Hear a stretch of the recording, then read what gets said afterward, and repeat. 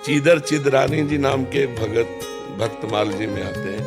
तो पीपा जी और सीता सहचरी जी उनके यहाँ दर्शन करने गए, उनकी भक्ति की महिमा सुन गए। उनकी हालत ये थी कि संत जन आते रहते थे तो सब तो अर्थ नहीं रह गया था, घर में खाने को नहीं रह गया था, दरवाजा खिड़की नहीं रह गए थे, वो भी उखाड़ के बेच चुके, संत सेवा कर चुके थे। अब जब पीपा जी सीता सहचरी आई तब चीदर जी अपनी पत्नी से चिदरानी जी से कहा आज संत भूखा जाएगा, क्योंकि कोई उधार देगा नहीं और घर में कुछ है नहीं जो बेच दे।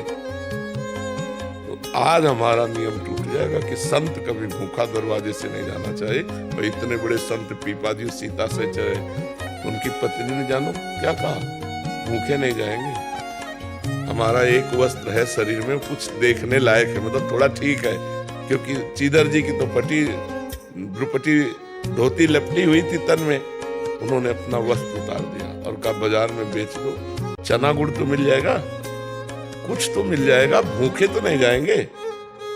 भगवान की कृपा से वो बिक गया तो उसी का दाल चावल लाए बनाया और रज के पात्र में जब उनके सामने तो सीता सहचरी जिनका भक्ता इनको भी बुला लो यहीं, उनका नहीं मैं बुला के लाती हूँ। अंदर गई तो देखा रसोई में निर्वस्त्र बैठे हैं, आंखों से आंसू चल रहा है, मुख से भगवान का नाम चल रहा है।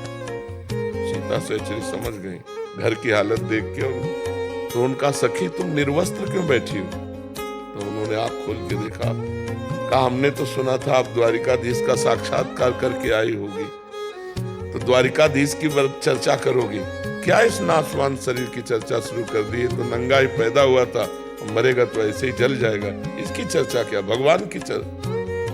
कितने महान भक्त। सीता सहचरी जी लौट के आई पीपा जी के पास, कान में बताया कि हम तो समझते थे कि राज रानी है, महल सब कुछ त्यागा, लेकिन इनके त्याग के आगे हमारा किनका भी त्याग नहीं है, अपने शरीर के वस्त्र को बेचकर ये भोजन आया है।